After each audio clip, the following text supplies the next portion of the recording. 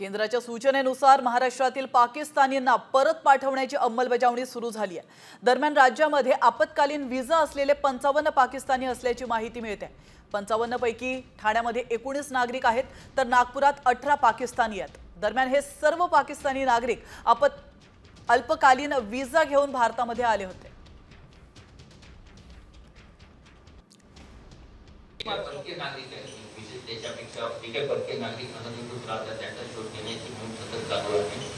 मुंबई जिल्ह्यावरून त्याचा पाठपुरावा करण्यात येतो आणि मागे एक गुन्हे दाखल झालेले आहेत आणि ही शोध मोहीम सतत चालू असते आणि त्याचा दर 15 दिवसांनी आढावा खात्यांतर्गत घेण्यात जेव्हा केव्हा गुन्हे दाखल होतात आपल्याला कळवतं।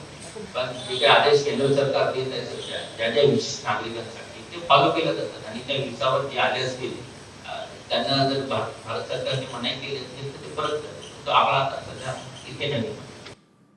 दरम्यान महाराष्ट्रातील कोणत्या जिल्ह्यात किती पाकिस्तानी नागरिक आहेत त्यावर एक नजर टाकूयात ग्राफिक्सच्या माध्यमातून।